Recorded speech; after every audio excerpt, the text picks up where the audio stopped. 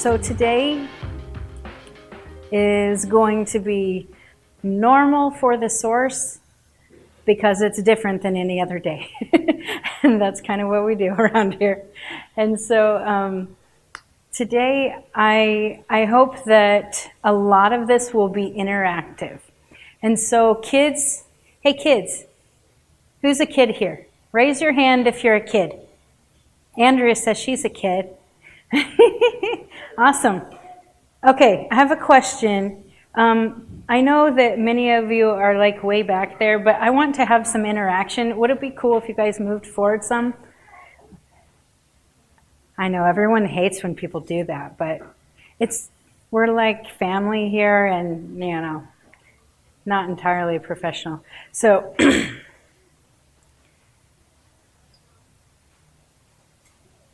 wherever you want to be. Yay. Okay. Hey kids, has anyone here heard a Bible story before? Raise your hand if you have. Yeah?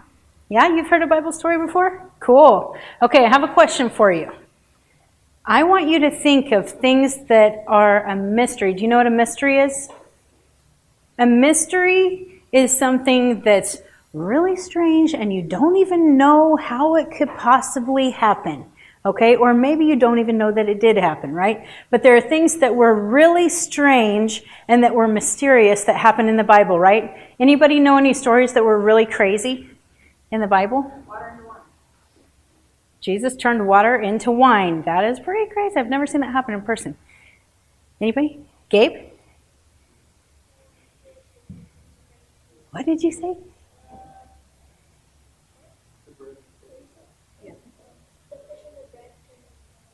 Yeah, okay, that would be amazing. What if we had 5,000 people in this building? And we only had like 3 fish and 5 loaves of bread.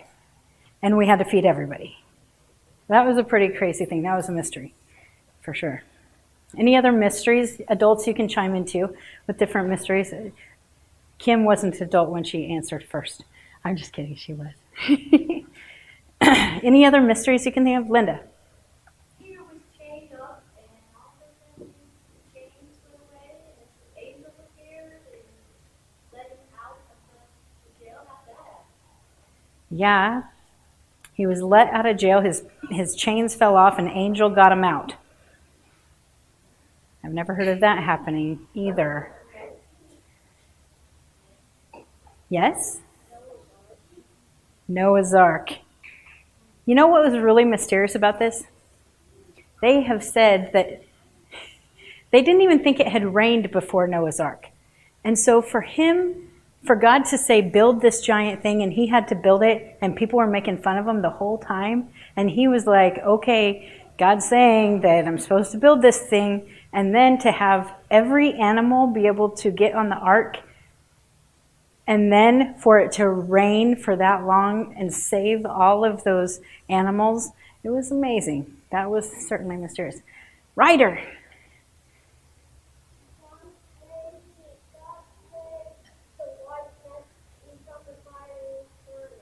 That's true. Shadrach, Meshach, and Abednego. You know what? I love the Veggie Tales. Have you guys ever seen the Veggie Tales one of Rack, Shack, and Benny? Yeah. That's like my favorite. I love that one.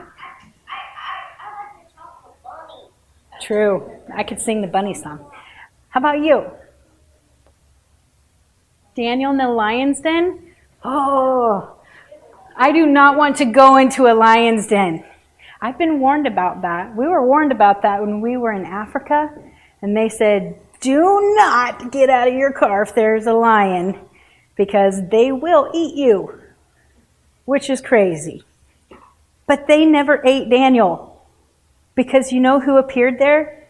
There was an angel of the Lord who appeared there. Some people even think it was Jesus, who appeared there and helped save him from the lions. So cool. Any other mysteries in the Bible you can think of? What did you say? Parting the Red Sea. What if God told you to take a big stick? Hey, Illy, what if God told you to take a big stick and put it in the water? And then when you did that, the water just went like this. And then you could walk right across. Wouldn't that be cool? Yeah. That would be really cool. So, how many of you would love to have God reveal a mystery to you? Or do something really crazy that was out of this world that we would go, wow, this has never happened before. That would be awesome. I would love to be part of that story. And, okay, so I got to tell you something. I'm going to read a little bit. Please don't get bored, okay? Try to pay attention. But I'm going to read a little bit out of Ephesians Chapter 3.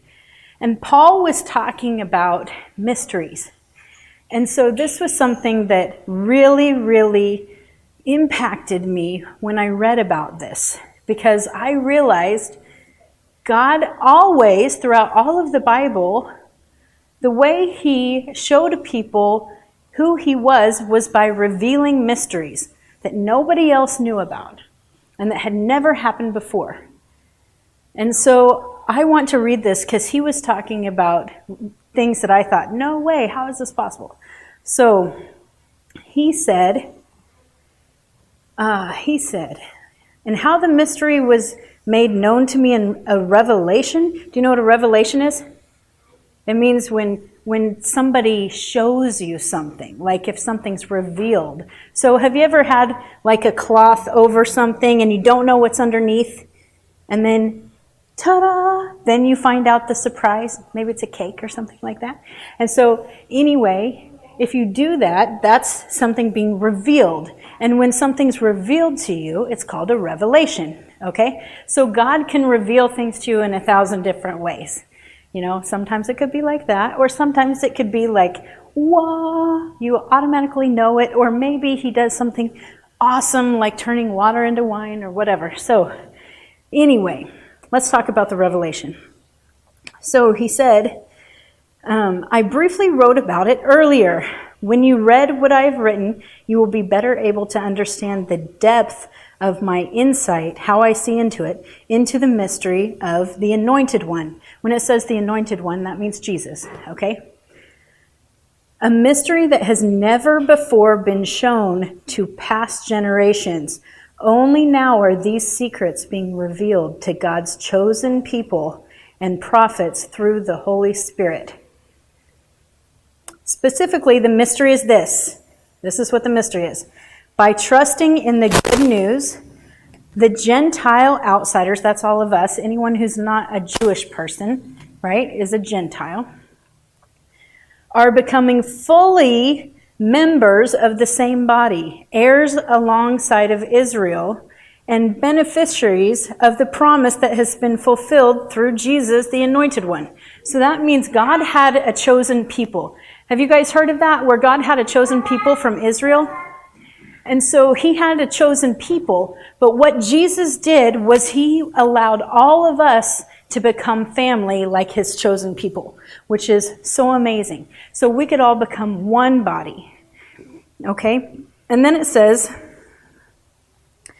I became a servant and preacher of this good news by the gift of God's grace as he exercised his amazing power over me. I cannot think of anyone more unworthy to this cause than I, the least of the saints. Do you know why he was the least of the least? Why he thought he shouldn't have been chosen by God? It's because he went and he killed all the Christians before God revealed himself to him. And so then he felt like, I am the worst. God could choose me and I killed all of his people? And so that's why he thought he was the worst. Anyway, he said, but here I am, a grace-made man, privileged to be an echo of his voice and a preacher to all the nations of the riches of the Anointed One, Jesus, riches that no one ever even imagined. I'm privileged to enlighten all of Adam's descendants to the mystery concealed from previous ages by God, the creator of all, through Jesus the Anointed. Here's his objective.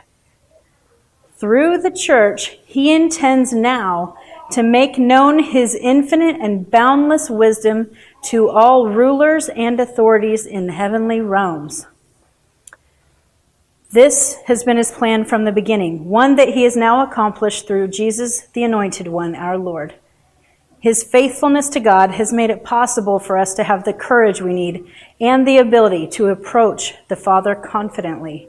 So I ask you to not become discouraged because I'm in jail for speaking out on your behalf. In fact, my suffering is something that brings you glory. Can you believe one of God's chosen people was someone who was in jail?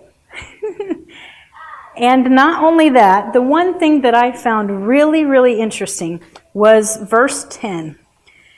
And it said, here's his objective. Through the church, he intends now to make known his infinite and boundless wisdom to all rulers and authorities in the heavenly realms. Could you imagine if the church, that's all of us, if all of us were able to teach those in heaven about all of the mysteries and the wisdom of God? This is what he said the whole point was so that we would teach all of the rulers and authorities in the heavenly realms about the wisdom and mysteries of God. I don't know if you guys understand this, but this is a bigger deal than most of us have ever even thought of. Have we ever thought that we're the people who are supposed to teach those in heaven? I have always thought of it the opposite way. I've completely thought of it the opposite way. I'm like, oh yeah, they could teach us. But I'm thinking we don't know anything about anything. But what happened was God told, remember through the new covenant, we talked about this at communion. I don't know if everybody was here, but we talked about this in communion, that he wrote this new law on our hearts. His law was written on our hearts, and we automatically knew him. So what's interesting is pretty much everybody, from when they're little, know what's right? And I don't know if you've noticed, but those who are little know the Lord better than almost anybody. And it sounds silly because most people don't think of young ones as knowing God. But it's true. If you talk to them, they believe with a faith that is unshakable. They do. I remember when Soren, I'm glad he's not here, but you guys know him. Anyway, I remember when he was really little, and we would pray at night before he went to bed. And he was probably 2, about a little younger than Illy. And he was so prophetic. He knew what to pray for because he was paying attention to the heart of God, even though he didn't even really know that he was paying attention. But he would know things that I would go, how do you know that? So we're praying for this person. He goes, we need to pray for a job. And I would be like, you don't know that. Like, how do you know that? And he would do this, and I would see, wow, he's really connected to the heart of God in a way that I wasn't. I wanted to be, but I wasn't. And what happens is, as we get older, we start teaching them the laws of right and wrong, right? This is what happens. We go, this is right, this is wrong, this is right, this is wrong. But when they're little, they're able to actually walk and do what God is doing without even thinking about it. They don't even have to think about it because they have this direct connection and they haven't been tainted yet. They're eating from the tree of life because Jesus came to give us all life, right? He said, eat from the tree of life, not eat from the tree of the knowledge of good and evil. But we go and we teach, well, here's what's right. Don't hit, don't kick, don't do this, but do this, you better do this. Every day you got to do this. And we have all these rules that we set up about how do you get to God, right? And all of a sudden, we have, without thinking, what we're doing is we're going, here's how you get to God, here's how God hates you, here's how God loves you. But that's not true, because this was a new covenant. And now we don't have to do the right thing to get to God. We have a sacrifice that took care of that for us, and all we have is life. Life abundantly. And so every little kid, they get the life abundantly. They don't worry about if they're going to be taken care of or not. If they're doing the right thing, am I budgeting correctly, and am I doing this? And, they don't worry about those things because they just trust that they're going to be taken care of no matter what. They have life. And what we do is we have a tendency to take and just go back to the creation where the fall was, where they ate from the knowledge of good and evil all the time. That one time they said, okay, that's going to bring you death. Jesus came to bring us life. I'm the way, the truth, and the life. No one comes to the Father except through me. So we don't need to teach them about right and wrong because it's already written on their heart. All we need to teach them is to go for life. Life alone, Jesus alone. That's it. And when you start walking with Jesus, he leads you to the Father, right? That's the whole point, is to be led to the Father. Most people stop at Jesus. Look, Jesus is amazing. There's nothing I could do without him. But the whole point is not him. He says, no, you don't get it. It's about my Father. I only do what I see the Father doing. Not I only do what I want to do. And so our point is to go and be led into relationship with the Father through Jesus. And once we do that, and we do what he did, we only do what we see the Father doing. You can't do what you see the Father doing if you don't pay attention, right? Which is funny, we always forget to pay attention to what God's doing. And it isn't about doing what's right or wrong, because he could tell me, hey, I want you to go with me, and I want you to go down to that grocery store and buy a gallon of milk and take it to the corner over here. But Kim, she's supposed to be doing something different. And so what's right for me is wrong for her. But if we pay attention to what the Father's doing, and we only do what he's doing, and we walk with what he's telling us to do, all of a sudden we're doing what's right. There is no right or wrong, it's life, right? And so it's not about, okay, I have opinions on all sorts of things. Everyone does, right? But it's not about, is abortion right or wrong? Okay? I'm really passionate about this. I'm not even going to share about it. But that's not the point. It's not going, the Bible says this, therefore this is how it needs to be. All we need to do is show people to have a relationship with the Father, and then they'll do what he's doing. And it's life every time. We don't even have to worry about it. We don't need to convince people with logic what's right and wrong, or we're eating from that tree again.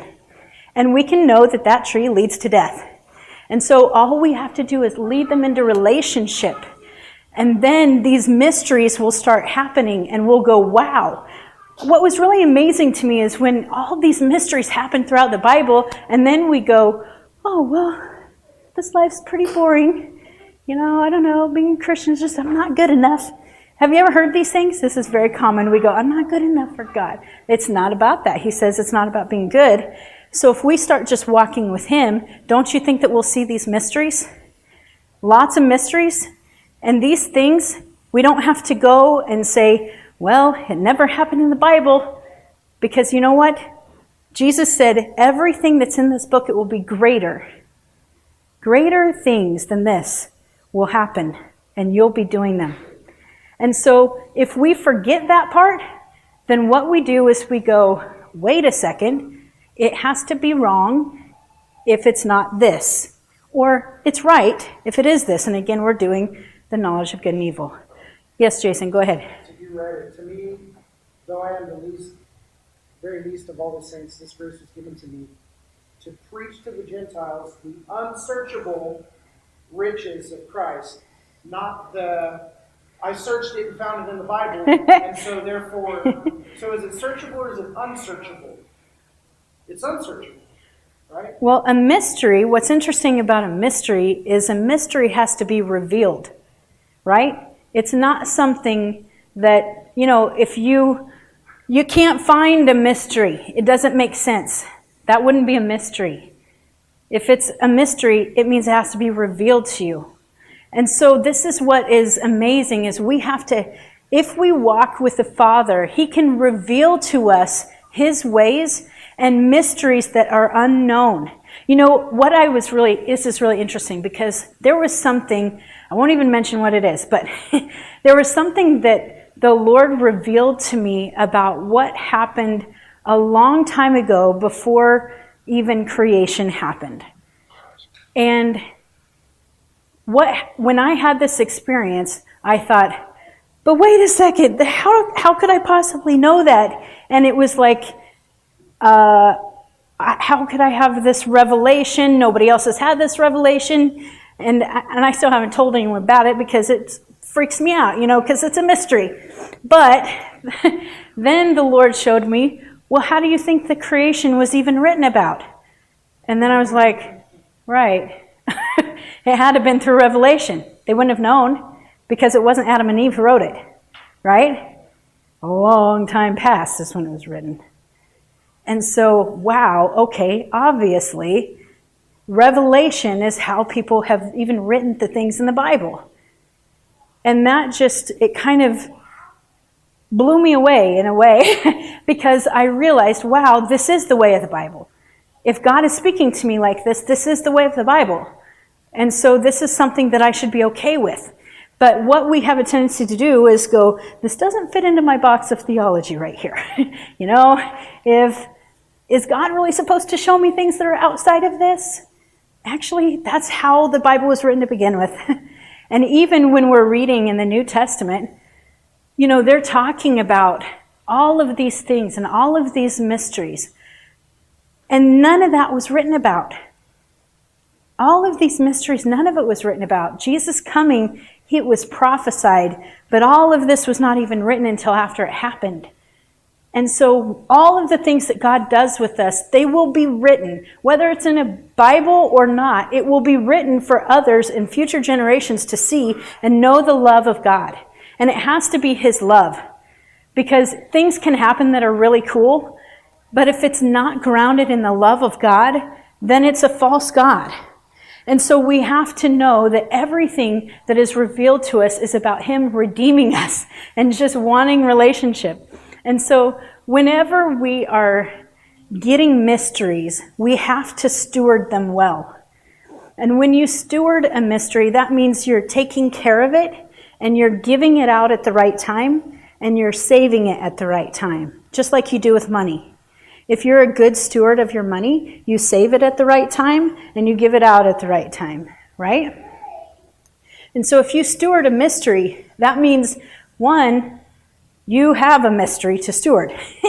You have to have a mystery to take care of it. And we're supposed to be the ones to discover the mysteries that brings us the wisdom that teaches all of the heavenly ones. And so we have to realize that it's kind of a big responsibility.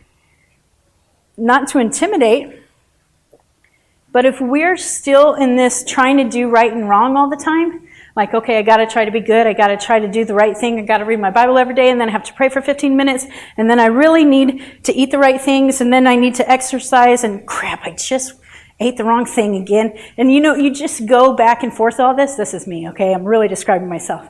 But anyway, when we do that, we're totally missing it. It's like we're these immature people, not like children. Children are the ones who are pure in heart to just go and be with Him and know the wisdom, right? And so that's how we need to be like the children, is to be able to be pure and just go, God, it's between you and me, And then God says, hey, you need to go tell that person. Then they run over to him, give him a hug, or whatever it is. And they naturally do these things. And we've seen kids, at least around here, we've seen kids who have been strong. And they have been doing the work of the Lord. And they've been walking in His ways. And they have been experiencing the gifts of the Spirit. And then they get a little older, and it starts to fade because it's all about right and wrong. And we have to take that away. We can't keep in this eating from the tree of the knowledge of good and evil. We have to know that the wisdom of God is being with Him. That's the whole point of Jesus coming, was so that we would be with Him. He said, I want you to be with me and be with each other like I'm with the Father, one with the Father.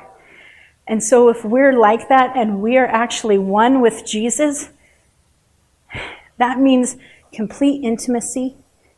That means an intertwining to where sometimes it gets confused if you're thinking of yourself or if it's Jesus. You know, there are times when I've said, well, I don't know, I'm not sure that that's God, but that's me. And then I get a confirmation that it's God. And I'm like, oh, wow, that's cool, because I thought it was me. And when that happens, you recognize that you're starting to mature. And the maturity isn't in knowing the right thing, it's about being more in communion. And so that's why communion is so important to me, is because it's all about becoming one with him. And it's about going, oh, more relationship, more of you, God. It's all I want is more of you. And so when we can do that, we don't have to worry about anything, because it says right there that we have unfathomable riches, right? So many riches in the kingdom, because we are now the royal priesthood. We're priests and kings. How could we be a king? Remember when it said that Jesus is the King of Kings? He's our king, and we are kings. And so if we are royal priesthood, we have all the riches of the kingdom at our disposal. And that doesn't mean, hey, I just want to get a Ferrari, so God, could you hook me up? It's really about saying, I have everything I need to fulfill my destiny on this earth. And whatever God asked me to do before he created me, I have everything I need to do it. And so I have all the love, I have all the gifts, I have all the finances, I have all the people around me, I have all the relationship, the time, everything. And so if you think, no, my time's up, I've been too long, it's not too long. If you're in him, you have unlimited time, right? And so I guess what I really hope to bring is an interest in the mysteries of God, and for people to not throw it away. Because what happens is we get mysteries and we see these things that God does, and then we try to explain them away. And I'll tell you, the United States, we're pretty good at doing that. And that's not a good thing. But what we do is we explain everything away. It's like this atheism has started to take over the church. All of a sudden we go, well, that really could be, this is what I do, okay? I'm really explaining myself. One time we were in South Africa, and I was just talking about this yesterday with them. But one time we were in South Africa, it was our first day there, first time we'd ever been there, and I was preaching this conference, and it was the first session, and I was, the Spirit was just taking me over. It was amazing. I loved that feeling, and the Spirit was taking me over, and people were really receiving it, and then all of a sudden they started doing this in the air, and I'm like, that's a really weird South African greeting. And so I really just, okay, whatever that is. And I didn't even ask, and I just kept going. And then we had a break, and it was lunchtime. And these ladies came up to me telling me, they were like, did you see all that? I'm like, what are you talking about? And so they said, didn't you see all those feathers in the air? And I'm like, no. And I was like, oh, that's what they were doing. And so anyway, they were showing me these feathers. And they were feathers I'd never seen before, nothing like that. But I'm a skeptic. And so I'm like, yeah, there had to be birds in the sanctuary. Okay. So it is Africa. So anyway, I'm just thinking must be birds. And then later on, we started having some angelic manifestations. And this is something that to us, generally, it's a mystery, right? You don't see angels every day. Some people do. I see them often, but not everyone does that. And so when that happened, I was like, oh, they really are manifesting so that people's faith will be built. And so what happens is when you get these mysteries and you're a part of a mystery, all of a sudden you start to believe God more. And so that's the whole point. It's not that, wow, I'm so cool because I received an angel feather. No, it's about really going, oh, God, this isn't just a thought or my imagination. You're real. Because he's showing up tangibly in things. And so these things build our faith. And when we experience mysteries, it's weird sometimes. But what do you mean? It is weird usually. I think it's weird most of the time. I mean, his love is not weird to me, I guess. When I feel his presence and I feel his love around me, that is not weird. But what is weird to me is like the water getting rid of the slime. This last time we were in South Africa, that's what happened. And the Lord transformed this whole river. And when heaven intersects with earth and mysteries happen, it is weird. I mean, it's one of those things you're like, you kind of step back like, am I making this up? Everybody does this. Okay, everyone from the United States does this. They go, am I making this up? Not all countries are like this, because some countries have kind of a culture of spiritualism. You know what I mean? Whether it's good or bad. But ours really, it isn't like that anymore. And so it's harder for us sometimes. But I would just say, take a look at the kids, even what they're coloring, and just see what they draw about. Ask them what God's speaking to them, and believe them. That's probably the hardest part for us, is believing them. But we should. Sorry, I have a lot to say because it's really resonating.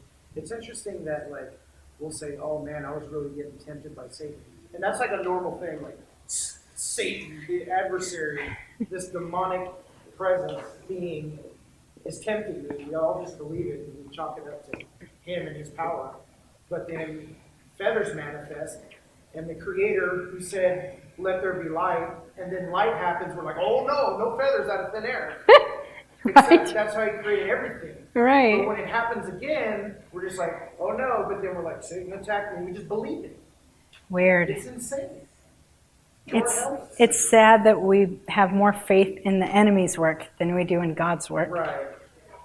It happens all the time to us here. God help us. It is a shift. You're right. That shift has to happen to where we believe God and more than we believe the enemy, and even more than we believe ourselves.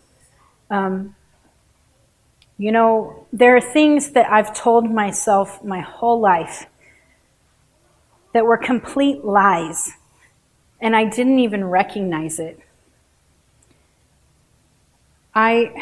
Some of you have maybe heard this, but I had this encounter with the Father, where I was in the throne room in the heavenly realms. And I came before him and I said, God, I know that you have a destiny for me, but I have no idea what it is. And I want to know, and I want to step into it and take responsibility for it. And he showed me that what I was supposed to do was lead people into the heavenly realms. And that freaked me out because I had no idea how to do that. And immediately I just said, no, God, I'm not worthy of that. And he stood up in his great authority, which I never experienced before. And he just said, you don't tell me if you're worthy. I tell you if you're worthy. And showed me I was on the arm of Jesus as the bride. And I was just like, yes, Lord. I mean, immediately. There's nothing that I've ever been so immediately changed by. But I learned at that time that I have to believe him over me or over somebody else or over the enemy. Because apparently I had these feelings of unworthiness that I didn't recognize. And in fact, later on I realized it was really true. Because I have a tendency, if someone says, I don't anymore, but I used to. I had this tendency, if someone said, hey, you're not doing this right, you need to stop, I'd just be like, you're right, I'm terrible. And, I would just have this I stink mentality and then quit. And I had someone do that after my experience with the Lord.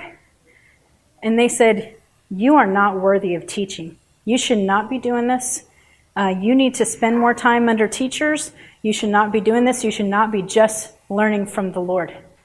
And immediately I just said, well, good thing you're not the one who decides if I'm worthy to do this. Because, God's the one who told me, so he's the one who decides.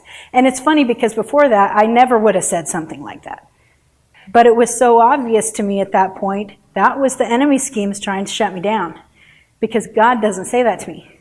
And so, anyway, these are things that we have these tendencies to really take these things along with us, like, I will never change, I will always be the same. I mean, I can't be the only person who has felt like this, where I've thought, there's no way I can get past this addiction to food. I've thought this, like, this is just who I am. I'm never getting past it. God says, actually, that's not who I created you to be. That's just who you think you are. And the more you think it, the more you are. As a man thinketh, so he is. That's what the Bible says, right? And so the more we think it, the more we are. And he wants to transform our mind every day, right? Don't be conformed to the patterns of this world, but be transformed by the renewing of your mind. He's the only one who can renew our minds. Let him just do it. Every day I try to lay myself out as a living sacrifice. And I say, God, actually I say, Jesus, will you please be my high priest and just chop off my head and give me the mind of you? Give me your mind. And it sounds really brutal, but I don't want this stuff. I want him. And I need his mind because mine suffers. I have a tendency to just dwell on the wrong things. In fact, later on in the same book, it talks about dwelling only on the things above. I have had people say to me, you are so wrapped up in the heavenlies, you're no earthly good. Well, that's what the Bible told me to do. You're the one who's trying to tell me I'm doing it wrong. But you know, the thing is, it says, focus on everything that's good, pure, righteous, right? All these things that are worthy of praise. It says, focus everything, turn your eyes to the heavenly places. Focus on heavenly things. But what happens as soon as we focus on heavenly things, people go, that's a little too freaky for me, right? But isn't that what we're supposed to do?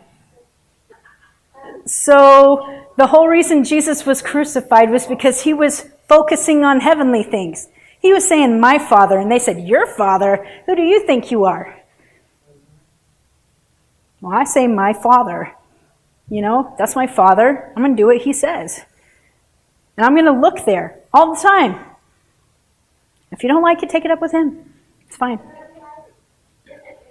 I know people think it's weird, but this is something that is normal in the Bible. All of these things, the normal in the Bible is what is so weird to us. This should be who we are. You know, I say that it's not a phone, okay? This is my Bible right now because I was reading from my phone. But anyway, if we really are embodying the people of the Bible, then we're going to be walking in weird stuff. And we're going to see these transformations that happen on the earth that look so strange that we're like, whoa, God. You know, I remember reading about Moses. Do you guys remember Moses? And he had the staff. And and he went in, and all of these people were in witchcraft. Do you remember that? So they had these witchcraft people who were working with the Pharisee. And he was going to say, let my people go, is what God says. So let the Israelites go. And so they threw down their staffs and they turned into snakes. And so you know what Moses did? He threw down his staff and it turned into a snake that ate the other snakes. I'm telling you, if I came in here with a staff and I threw down a staff and it became a snake, you guys would kick me out. Right? She said, I'd jump up in the bench. But it's because we're not used to seeing the mysteries of God. And as soon as we're used to seeing the mysteries of God, then it doesn't become so strange. You know, now it's been probably 3 years since I've been intentionally engaging in heaven. And at first, everything I saw, Kim can contest. I would go, this is so weird. I would always do that. Like, I know you won't believe me, but this is so weird, but I got to tell you what I saw. And finally she kept saying, just quit saying it's so weird all the time. Or, this is crazy. I would say, this is so crazy. And she'd go, quit saying it's so crazy. Just say it's foreign. And so I started saying, this is really foreign. And then the Lord convicted me about that and said, actually, you're supposed to be an alien in the earth, and that's supposed to be your home. So that should be your culture. And I was like, oh. So I realized all of this life should be foreign, and all of that life should be normal. And so then I kept on, and every day I have a new experience with the Lord. And then I'd have somebody come to me and say, oh my goodness, I saw this, it's so crazy. And they'd tell me, and I'd be like, oh no, that's really normal in heaven. And they would be like, what? And I'm like, yeah, this is how it works. And they would say, he told me to eat this scroll. And I'd be like, oh, that's normal. It's fine. When you eat it, it becomes part of who you are, And then, I'd go, look, in Ezekiel, it told him to eat a scroll. And so these are things that happen, and that should be normal, that we go, no, that's just how it works, it's cool. And we don't freak out because someone is eating a scroll in the heavenly places. And so, anyway, I don't even know where I was going with that, but the point is, the mysterious becomes something that's normal. And the more it becomes normal for us, the more we truly are inspiring those. Because what is really cool is the Lord has started opening my spiritual eyes to what's happening in the earth, okay? Every time we gather here, there are people from the cloud of witnesses. In Hebrews it talks about we're surrounded by such a great cloud of witnesses. There are people who have gone already to heaven, who are around us all the time paying attention. And sometimes they're there to support us. Sometimes they're just worshiping with us. But they're also there learning from us. There are angels all the time who come and are here to help us, to worship with us, and to learn from us. That's wild to me. But that's what's been happening. This is actually happening, what he's talking about. And so that means let's pay attention to them. We don't have to pretend like they don't exist. The Bible says they do. So let's just say, hey, welcome. Come on. Let's do it together. That's what we should be doing, I think, every time. Is just welcoming and just saying, yes, I'm going to participate in the heavenly things. That's what I'm going to do. And that's going to be my life. And so anyway, that's the word I had today. I'm really hoping that today God will reveal some mysteries. And so, if you don't mind, can you put on some soaking music, Jason? And I just want everyone to soak in the Lord and just spend some time saying, God, do you have anything to show me? Just ask Jesus. Say, Jesus, will you take me to God? Take me to the Father. And will you just show me something, whatever it is? The hardest part is trusting what you see or what you experience.